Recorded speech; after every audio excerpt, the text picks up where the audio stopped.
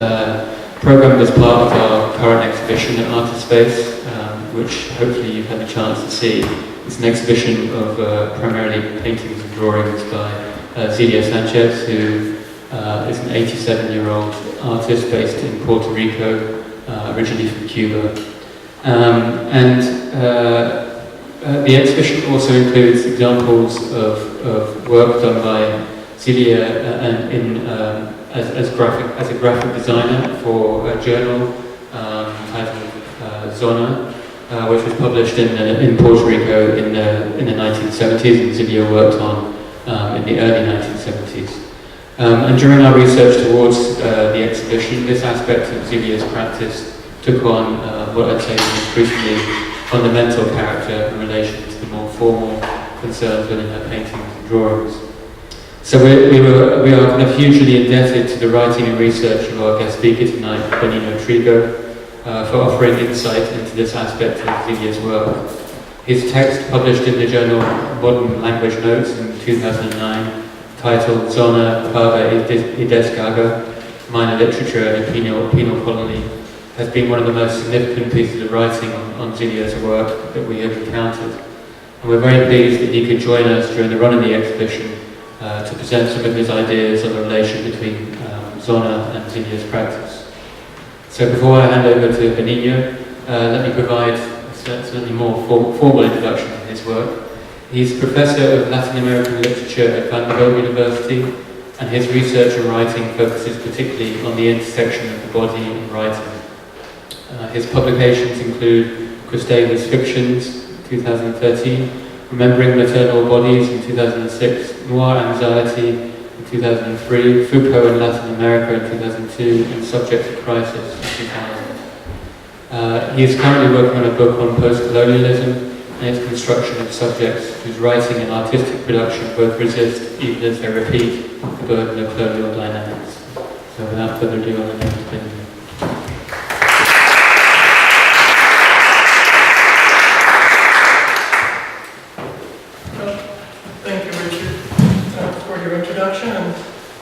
Thank you also for your invitation to give a talk about Zona and Zelia Sanchez in Artist Space. And I would especially like to thank you, my audience, for being here tonight. I should begin by saying that given the psychoanalytic nature of my argument, which is basically that an aggressive context of colonialism leads artists to turn back to the maternal tongue and to the building blocks of language, that I should fess up to the fact that Rosario Ferrer is my mother. So, be warned.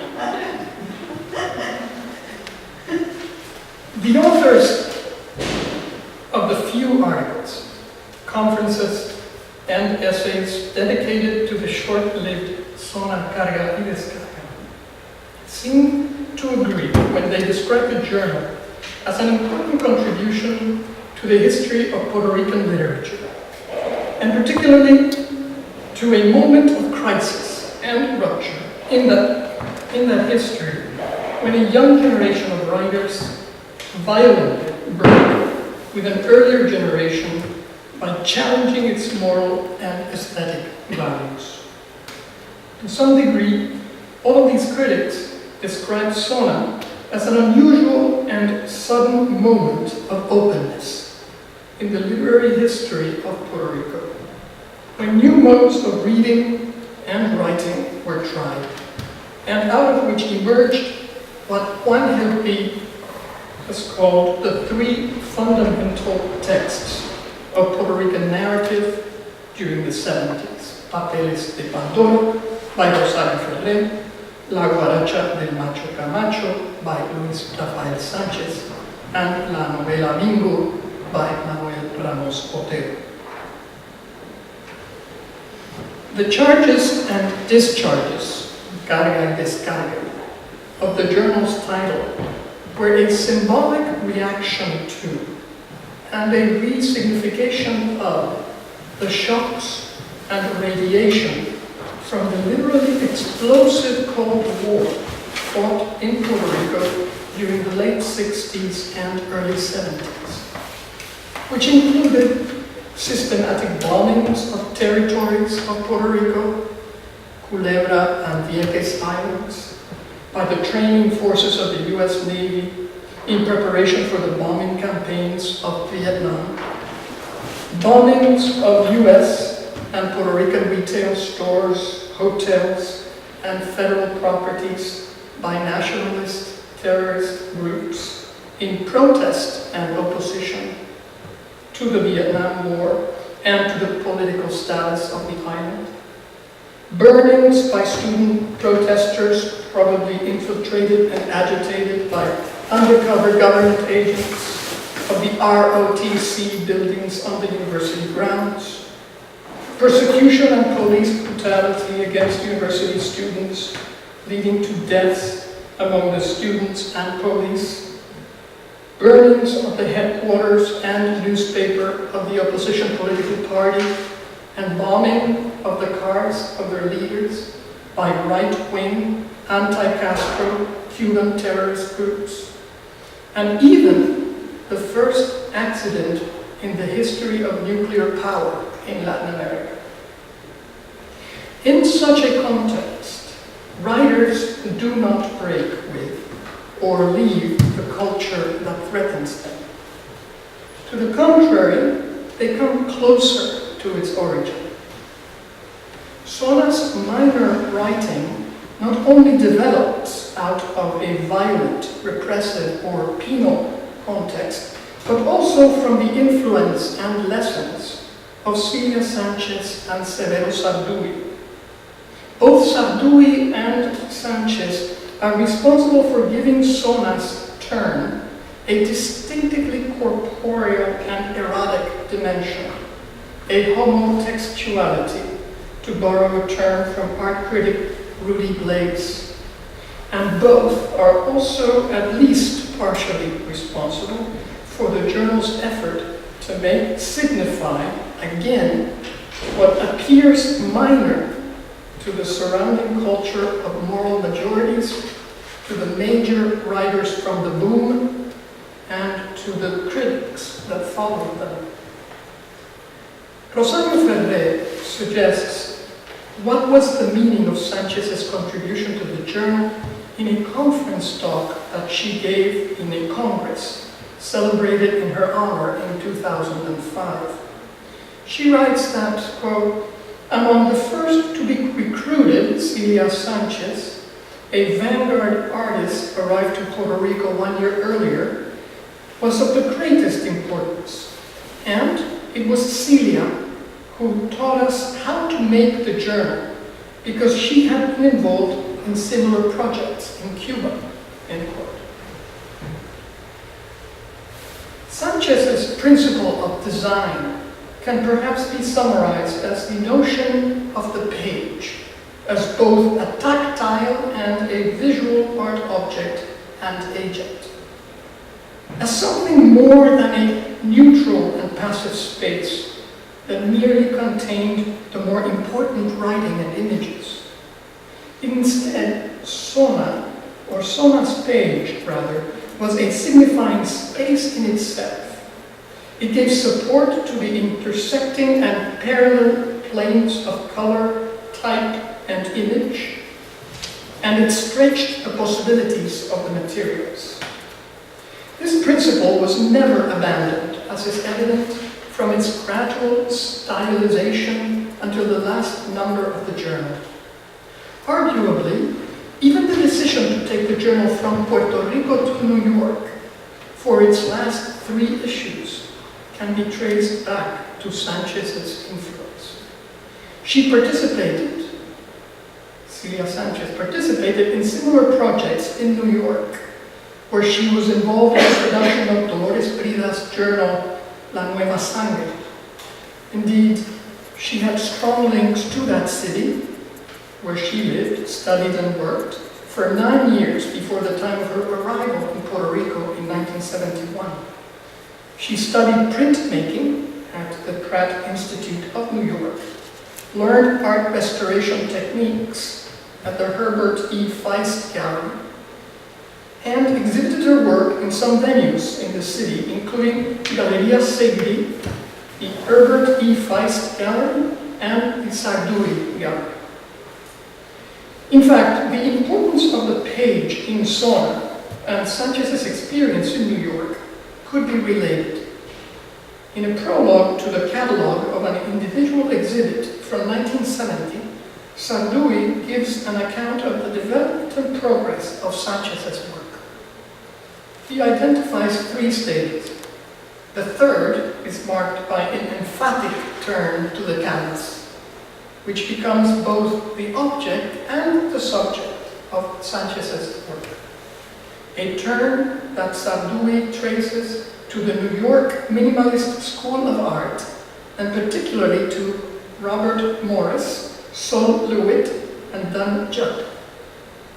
But unlike minimalist art, Sanchez's work also simulates heroic, even mythological feminine body parts, and suggests an epidermal notion of desire, with titles such as, quote, Erotic Topology, quote, Sequence C8, quote, Antigone, quote, Lunar 3, and also Birth of Eros topologies.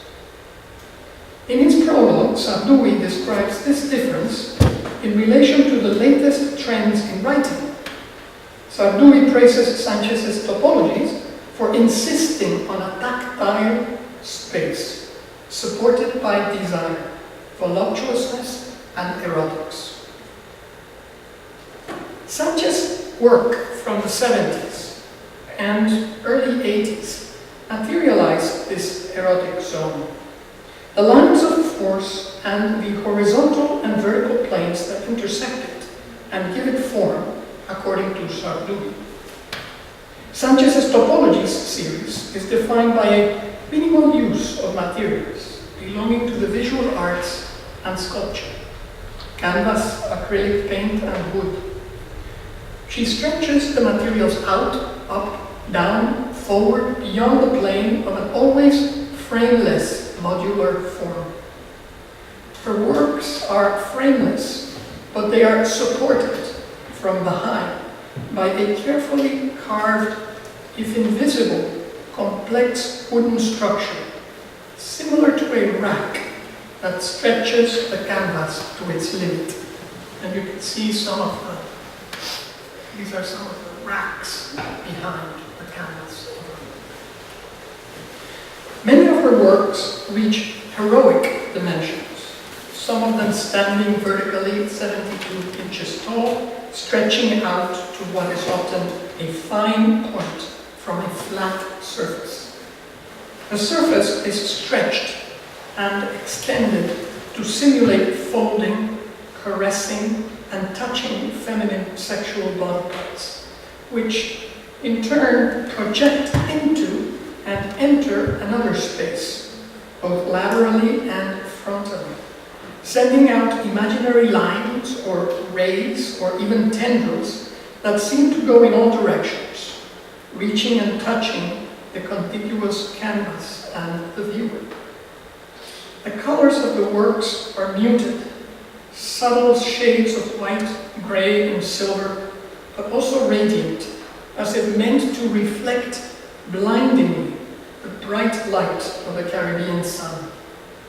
When joined together, the modular pieces create a negative space. Between them, an imaginary folding plane that is perpendicular to the mostly vertical surface of the canvas, an invisible plane that complements the imaginary lines projected out from the end of the pointed protuberances. This is an example of her work. But what I am referring to is really the imaginary plane that gets created by the tension between the two modular forms. That is a plane that is structured by the protuberances that come out at you from the canvas as if they were lines, imaginary invisible lines coming at you. The meaning of the language of Sanchez's erotic topologies, its homotextuality, if you will, is the effect of this system of signifying materials, of the tension or amatory violence between its components, of the signifying force of the canvas, the wood and the color. This effect is a tactile motility that is transformative in nature. This effect, it is a touch or point of contact between the components of the work of art, between the artwork and the viewer, a point of contact that changes both the space of the canvas and of the viewer. It is nothing less than a transformation and opening of an otherwise empty, closed and neutral space. It is a resignification of an until now invisible and inert space between the materials of the work, between the work and the viewer, as well as a transformation of the space of the viewer, who is touched and contaminated by the radiating topologies of the work.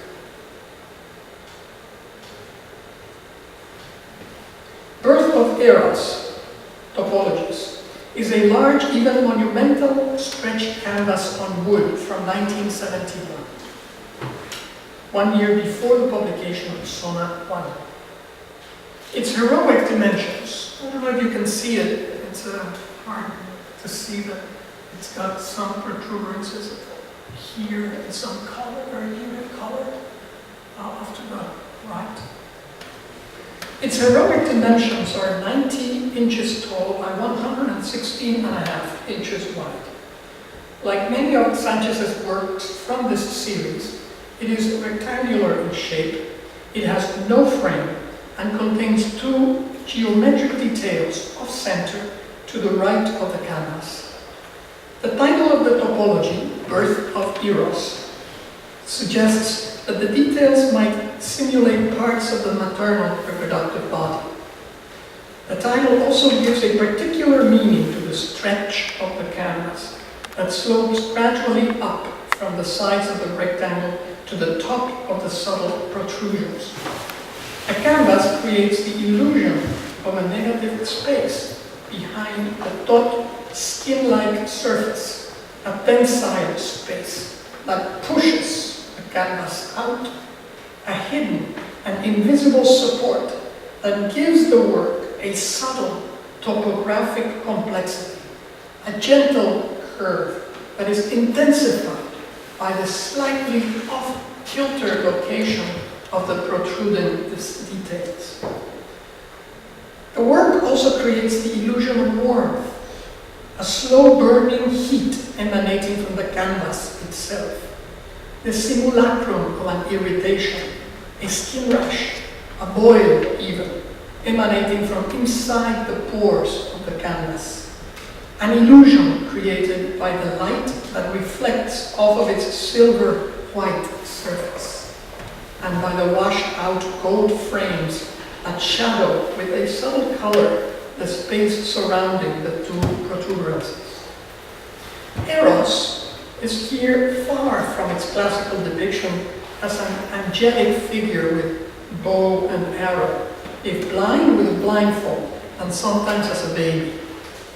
Eros is instead an amatory violence, a passion represented by a form of heat, a negative heat, invisible, radiating out from and through the stretched, tortured, body-like canvas at the very moment when the canvas threatens to burst, to rupture, to open painfully into a combusting flame.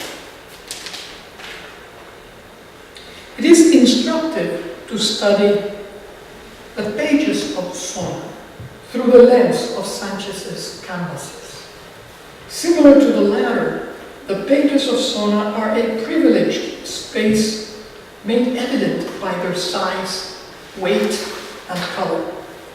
Indeed, Sanchez emphasizes all of these properties when she is in charge of its design.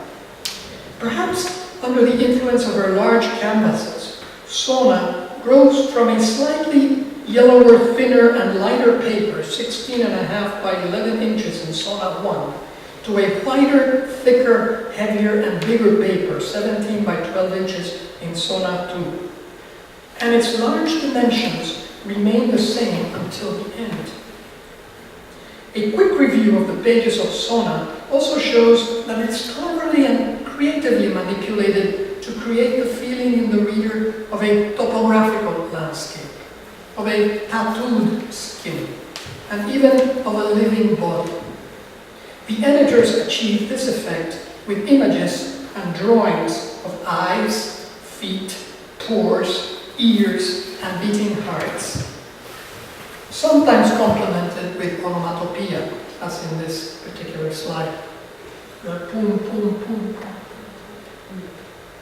The journal's large dimension, combined with its unusual arrangement of the type and images, the type goes all down, goes all down,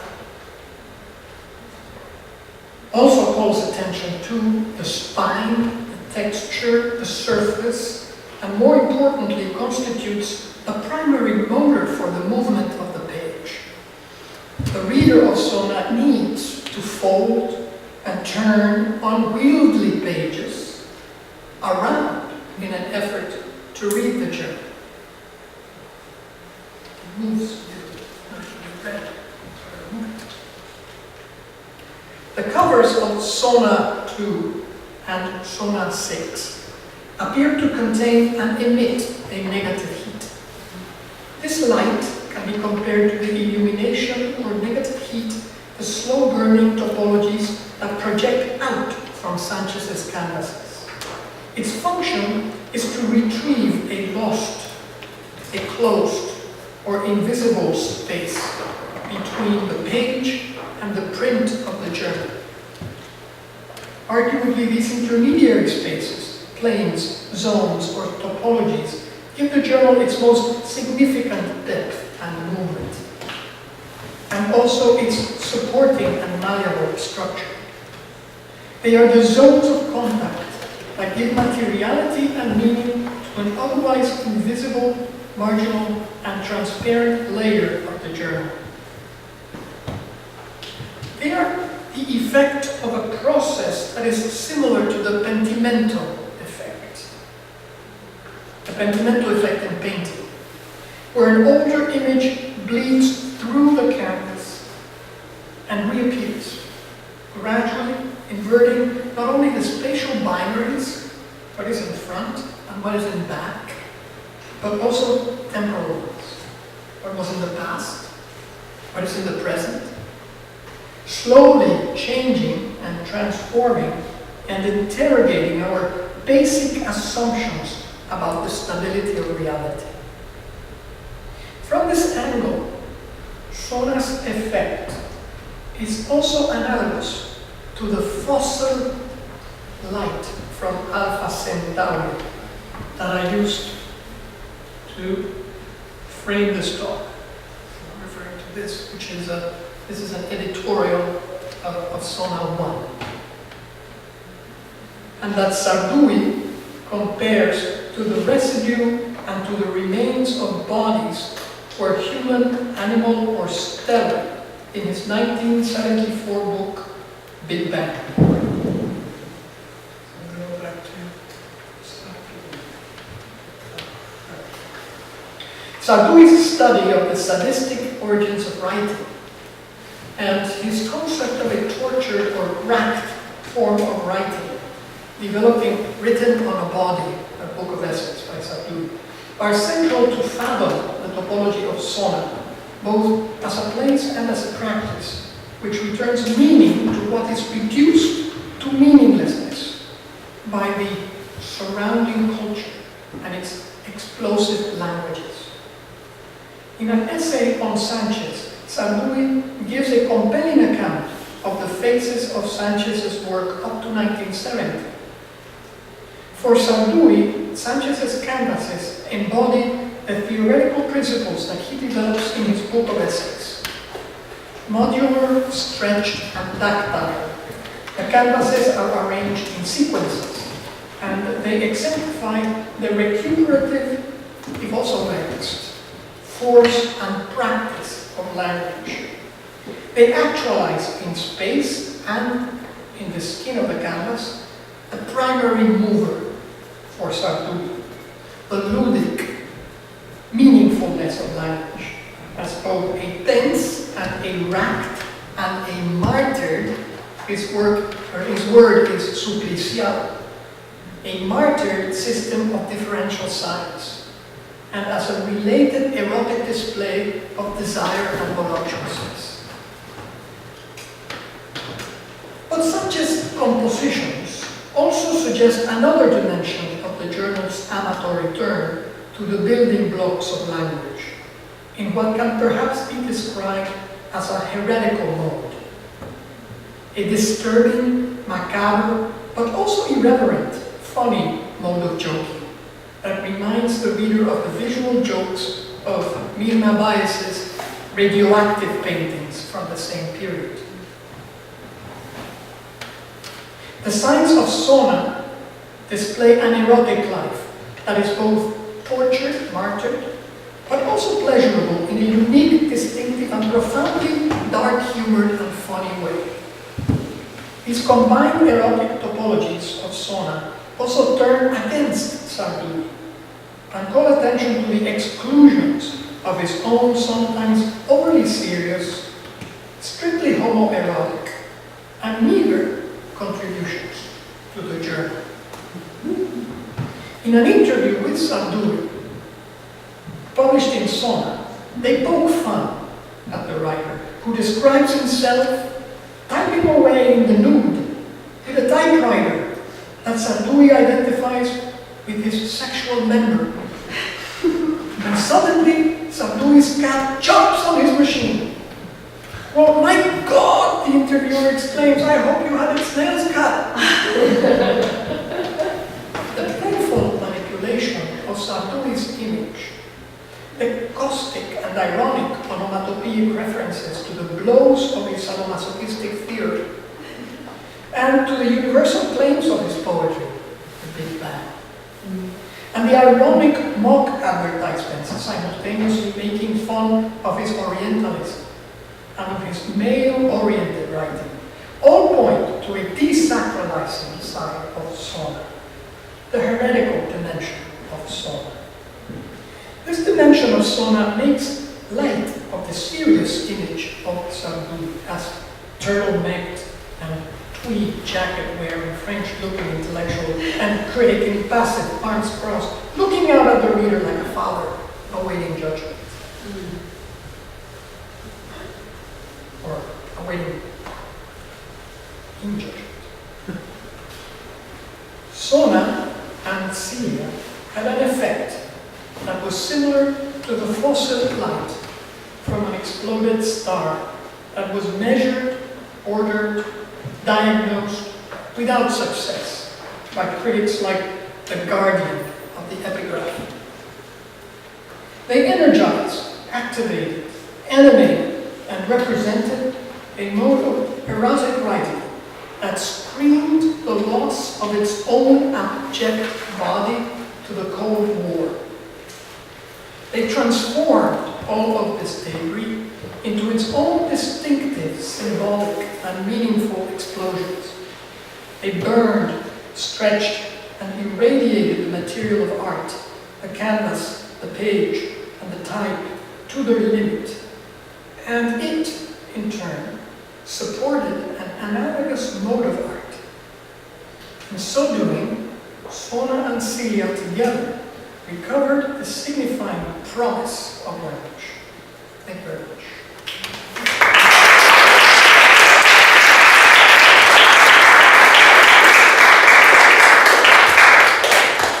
Thank you, Benigno.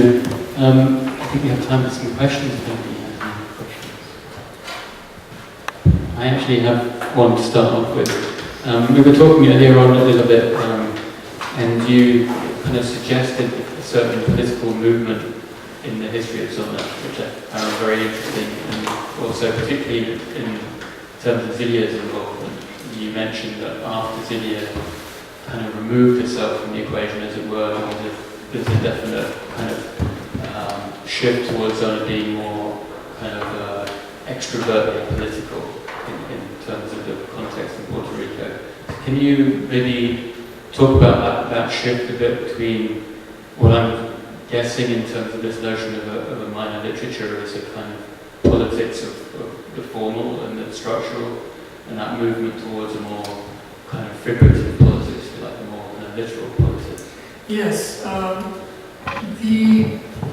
The journal was 8 volumes long, and if you look at the early examples of the journal and you look at the last examples of the journal, you notice that the journal becomes less flexible, less dynamic, formally less dynamic. And by the end, it actually becomes, and there's the journal, as it becomes more controversial in the island and also becomes more widely read, becomes more and more of a stage for judgment. And it starts to, the second to last volume of the journal is a call for short stories to be judged and then to be declared a winner within the magazine. So the irreverence that perhaps marks the beginning volumes of the journal wears thin by the end. And it is, in a sense, you could argue, a measure of its success that this happens. At the beginning of the journal, it is clearly at the margins of the margin. These writers are they're competing against the Latin American boom writers. And they're asking for Latin American boom writers' contributions. Some of the writers were actually in Puerto Rico, like Mario Vargas Llosa was teaching in Puerto Rico. But they weren't giving them the material. Sartori gives the material that is old for them to print in the journal. And Sartori was at the margins of the boom. So they really are, they're at the margins of the literary movement. By the end, they are clearly establishing themselves in the Puerto Rican literary scene. And this also entails a loss, a certain loss of the power of anarchy that the journal had at the beginning. It's also significant that the first 4 numbers of Sona, as I was telling Richard before, were numbers that kept very much outside of the fray of local politics. They were journals, there were volumes that were hitting right and left. They were not taking an ideological stance one way or the other. The journal, in part because of this, becomes controversial in the island from both sides. And at one point they're even burning, public burnings of the journal because it's considered to be so blasphemous. And blasphemous ultimately because it's not taking a political stand, ideologically clear in a time of real explosions in Puerto Rican society. And they start getting threats. The editors of the journal start getting letters threatening them personally. And Celia Sanchez decides at that point to leave the journal because it's become too hot for her. And she is in a community that is already highly in a highly ideological sort of mode. The Cuban community in Puerto Rico was the source of great interest from many sides during the Cold War. So she decides to leave, to remove herself from the journal because she's afraid of what's going to happen, and to her personally, but also perhaps to her art. And when she leaves, the journal becomes, perhaps out of defense, a defense mechanism, becomes more political and begins to take ideologically clear political stances, which are now never believed because of their origins. They never know if they're taking this really seriously, or this is just a tongue-in-cheek type of. So it never loses its ambiguity. But clearly, the fact, for example, that Zona 6 contains in the center page, the center folds of these journals were like pieces of art, each one of them, very different. The Zona 6 one is red, bright red and black, and with references to the Puerto Rican Nationalist Party and the leader of the Puerto Rican Nationalist Party, Pedro Albizu Campos, in the center, screaming. So it's a shout out. In a kind of still striking way, in a way that makes you wonder really what's going on here in the lives of these editors, but clearly taking a political stance. So the journal becomes more content-oriented and more political as the years go by, which are not that many years, and as I think that perhaps it's a consequence of Silvia Sanchez and her emphasis on the formal aspect of the journal as the truly political aspect of the journal recedes to the background.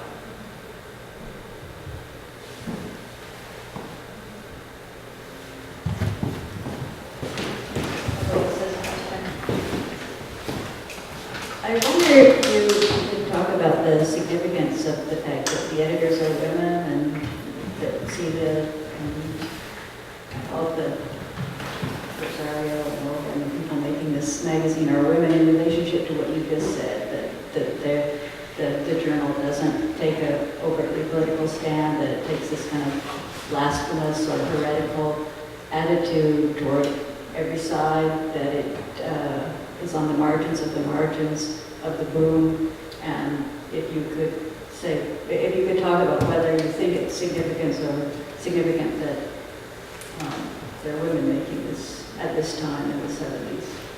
Yes, I do think that it's an important aspect of the situation that I'm describing. And gender plays clearly an important part in the marginalization of these artists. These artists, not all of them were women. There were two editors who were men, but it was a journal that was directed by a woman and co-directed by another woman, and the designer was a woman. And they did not find a place to. First, they did not find a place to publish in the context of their work, in the context of the Puerto Rican scene. The major journals at the time, even though some were led by women on the boards of directors,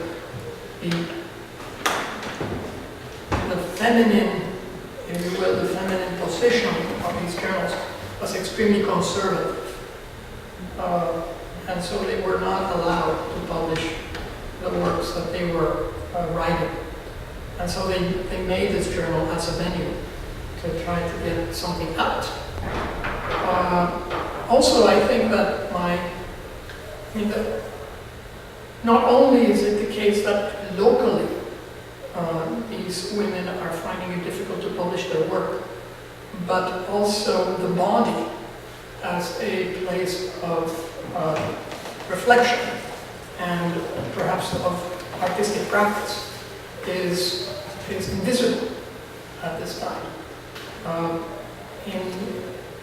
in a way that I think seems to be evident to them. And not just in local politics, but also, I guess, the reference to the minimalists that Sardoui is calling attention to this fact. And in the theory even, behind Sardoui's own work, the focus is on the abandonment of the body and the preference for conceptual, theoretical ways of thinking, with the Telkel, for example. So it's the attention to the body is an attention that is visible to these women and that is becomes a vocabulary that sets them apart and that is, I think, the result of the historical position that women have occupied in, if you will, in Western thought, in the place of the opposition between the body and the mind. That it's a kind of racked space that is then taken hold of and made into something that explodes with meaning in a context where this is clearly not wanted, or it doesn't have a space, another space for it. So yes, I do think of the fact that these are women, and that these are women also with young children, some of them. My mother being one, my aunt being another. This plays a part in this whole narrative, and especially in works like Berthoev's. I have another question actually, just, sorry, before. You mentioned something interesting about the pentimento effect, and something that's always struck me with Zilia's work and speaking with her about how she sees her work as operating, as functioning, is that she has consistently reworked existing paintings, that she's painted over existing works, or they've progressed in a temporal sense. They've never been finished in some regard. And that maybe is a symptom of someone whose work hasn't been within this kind of production line of you produce work that goes out into the world, it's sold, it's within a market, it's within that kind of circulation. The fact that that hasn't happened so much for her maybe means that there's that kind of elongation of how the work comes into being. But it's also it's interesting to think about that as a particular response to a notion of a contemporary or nowness, if you like, of something not having that kind of clear definition of being of the moment. It's more liminal than that somehow. And I wonder how that relates to Zona in terms of this kind of explosion, this particular moment, of how the kind of editors and those involved with Zona thought of it as a particular moment in Puerto Rican literary kind of experimentation, or whether that's that sense of this is the now, or whether it's slightly more kind of drawn out than that, in the sense that this pentimento effect and suggests a temporal kind of what's past being present at the same time as the present.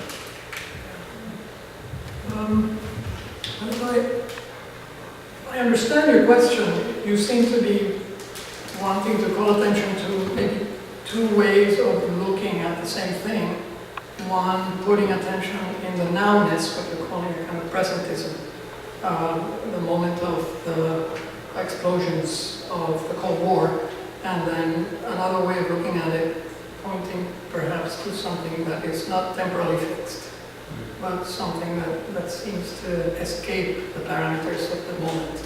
And that it's very good. I think that you're identifying a tension between these two things in one same object. Yeah, or at least the tension within being the marginal of wanting to be in the centre, of pointing out that position as being one of a particular moment in time. We are the marginal at this point. We are the becoming, if you know what I mean. And that being on one side of the equation, and on the other side is this desire to think about a kind of more elongated temporality, and not emphasize the need, just the desire to look at the now, and what is new. Yeah. I do think that both of those strands can be woven into these works. I was thinking along with Kelly, we were talking about the writing on the canvases, the writing that happens after the fact in Celia Sanchez's work. There's some canvases in her work that she did in the 50s, half of which she did in the 50s, and later she did the other half, and she carried these with her when she traveled, as I understand it. She took them off the rack and folded them and brought them along as kind of presentation cards, or perhaps something that she had close to her body that was important to her. And then later on, after putting them back and reassembling them, she started to draw on them and make lines that were also autobiographical. They were kind of, you call them diary-like sort of markers, points in her journey, a map of the self. That gesture, the gesture of an artist who takes her own work and does this to it, that writes on her own work, seems interesting and perhaps characteristic of the way that she approaches art, not as an object to be left untouched or undamaged or unscripted, but as something that can bear and should bear the weight of later instantiations of it, or later rearticulations of whatever it is that's going on. And so we were thinking, for example, of Kelly pointed out the fact that one of if you look at the journals of Sona, some of the journals are in good condition, and some of the journals are not, are the ones that are in the exhibit. And the ones that are not are the ones that Celia Sanchez brought. The ones that are in good condition are the ones that Richard got from Rosario, who sent them over. And you can tell that for Celia Sanchez, perhaps, it doesn't matter, perhaps, that the Sona, the material, is organically breaking apart or is being eaten. That this is part and parcel of what her view of what she's doing and has been doing for all this time is. That it suffers from this, and it should. And that if it's not me, it's a moth. But if you look at Rosario's contributions, not at all. She has these things, she has kept these carefully so as not to allow them to get damaged, knowing ahead of time that in the future some critic would be talking about them and would be able to make references to these things, and they would exist. And though the explosion happened a long time ago. So yeah, I think that these two strands, perhaps embodied even in these two women, can be woven into the same piece. Thanks for your talk. It's really interesting. I have sort of a comment about I really like the way you talked about the stretched and it's like skin and something sort of pushing through. But it also looks a little bit to me like some kind of writing, especially in cement mural, almost like a braille kind of writing. So to kind of connect the kind of comments you were making about writing and the work, it seems almost as though it's a sort of tactile language. That's the way it looked to me. And I just wanted to... Yeah, it's fantastic. That's very good. It is a kind of, it's something that is calling for touch. And that the touch is going to, it's part of the language that signifies, part of its signification, and the body has to interact with it. Which is also an interesting, if you think about it, if you look at the pieces of Celia Sanchez's work, one of the things that we were remarking is that they're not particularly clean. I mean, she also writes on them, Right. so they will not be clean. But even the ones that don't have writing on them are somehow they have layers of things touching the canvas. And I think that it's important. I think that it is an attempt, perhaps, an attempt at suggesting optimism, perhaps, in an environment where signification has become extremely difficult, if not impossible, for certain subjects that perhaps are marked by their gender. Perhaps they're marked by their sexual preferences. But the gesture of Celia's works and the journal seems to bring out what is left in that environment that is still signified. So you can still touch. You don't have your eyes, but you can still touch. And it seems like at the same time that it provokes the loss of sight and the suffering that comes from loss of sight in visual culture, it also seems to point to the promise of a different kind of signification. It does not necessarily involve. So yes, I like that. I like the braille. I do think you're right. I do think you can look at this in these modular forms as calling it for touch, or understand and touch. Which is interesting if you think about art.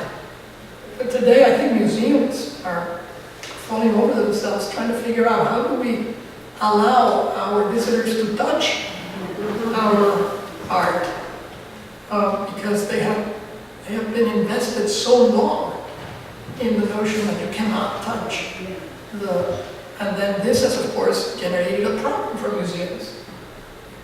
I don't know about galleries, but museums certainly have generated a problem for themselves because they have so long been in this punishing position that the people that come to museums have this kind of shy, really tentative, and they're scared of going to a museum because somebody's going to tell them, "You're too close, get away, stop, don't touch."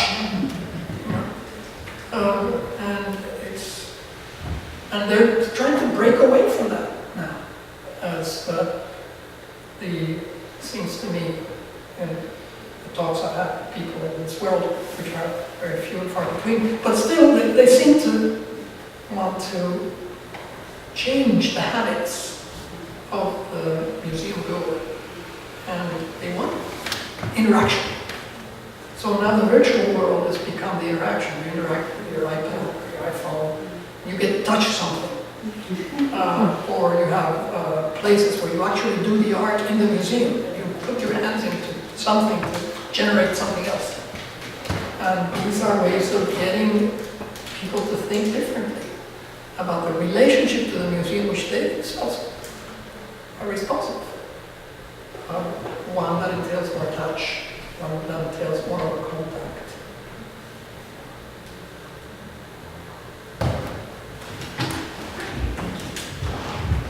Thank you for your talk. I wanted to ask you about naming. What struck me, one of the things that struck me about your talk was certainly about Sanchez's pieces is the inclusion of Greek mythology, whether it's Eros or the Amazons, right? And well, not certainly Greek, but mythology, right? The larger. And then certainly thinking of Rosario Fedres, Papeles de Pandora, and that inclusion of that, relating that to what you were talking about in terms of an impulse to desacralize, yet at the same time, an impulse to mythologize, it seems. Yes. So could you talk about that, perhaps? Yeah. Well, it's very nicely put. The impulse to desacralize and the impulse to mythologize, or perhaps to repeat, even as they try to undermine. Very nicely put. Yes, I do see,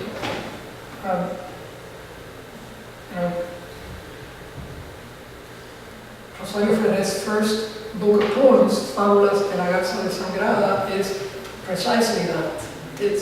It's a book of poems about myths, about myths entailing the position of women in mythology, and an attempt to play with and also, if possible, invert this position in the poetry. And I think that these women are very conscious of the discourse around them. The mythological one being perhaps one of the most accessible, easily recognized around them, and their position in this myth, in this mythical discourse, which they are engaging. They are not, I think that these are also artists that want to be seen, they want to be read, they want to be considered. So they want to do, at a point in time where their work and their words are not visible, so they are going to also use what's out there to not continue to be invisible. So they will use it and transform it, or break it, or invert it. So a figure like Birth of Eros, for example, would be an example of a form, a reference to a very trite kind of cliche that is being re-territorialized without losing completely the connection to it, because they have an audience that they want to address. And the audience is one that has been aggressive towards them, and they want to be aggressive back. And so it's a moment of, it's an embrace with an imagined interlocutor that is repeating and transforming that which they are experiencing. The same aggression that they are experiencing there, they seem to be wanting to repeat it and sublimate it and change it. There is, for example, there's an example in the journal of a very important male writer, René Marquez, from that generation of writers in Puerto Rico, who he sends a letter to the editors and basically says, I really don't like your journal. You are really full of expletives and epithets, and he uses a diminutive to address the editor, which was commonplace in Puerto Rico. They would refer to her in diminutive because she was the daughter of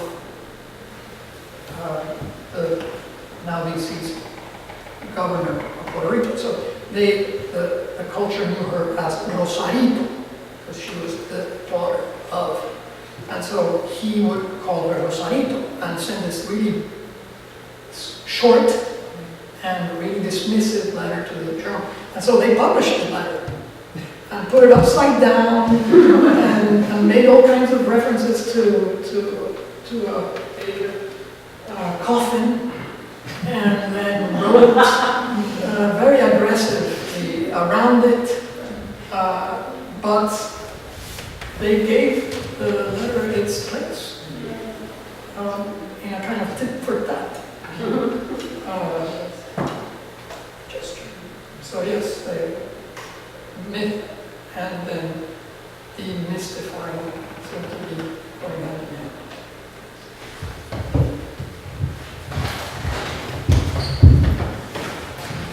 Thanks so much for talking. I really appreciated how you took that, what colonialism makes you go back to the mother tongue, and you put it in such an interesting context of what would it mean to go back to the mother tongue, the body or the text. I thought that was such a nice movement, and I really appreciated that. I wanted to ask I also really liked your account of the kind of way Zona played out in Puerto Rico, and I was interested if you could give another kind of account of how Celia's work played out in Cuba, just because, or specifically, maybe not in Cuba, but even in the Cuban Puerto Rican community.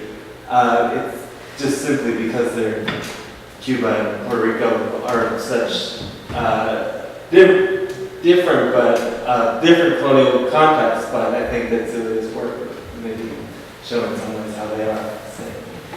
I'm really not qualified to talk to.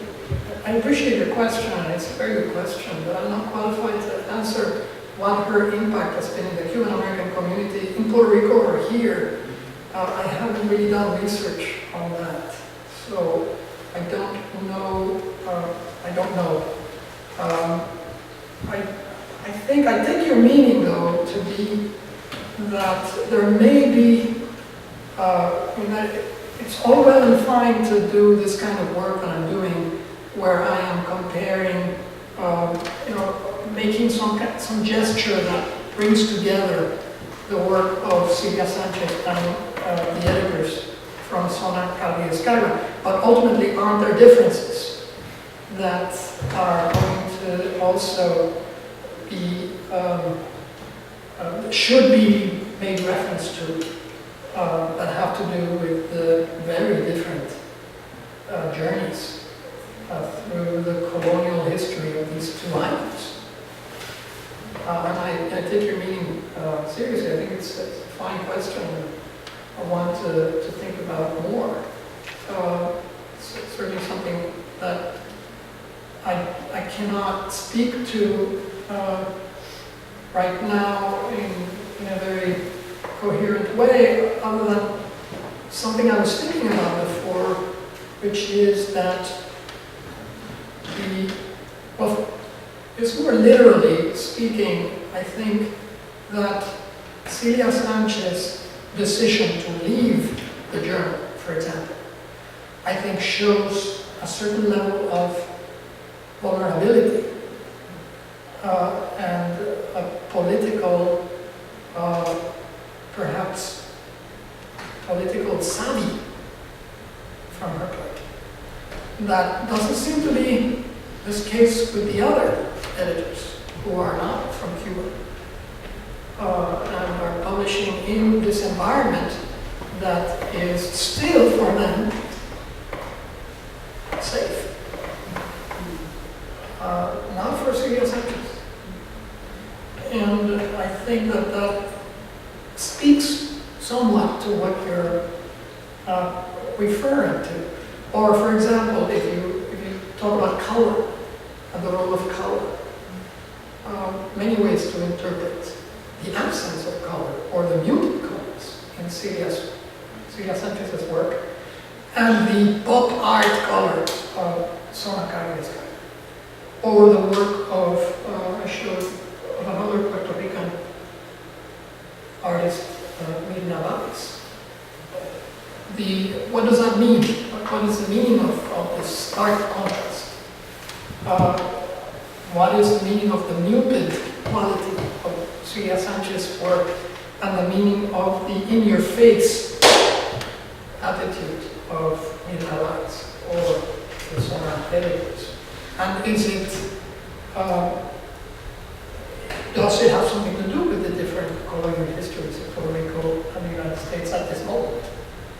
70s.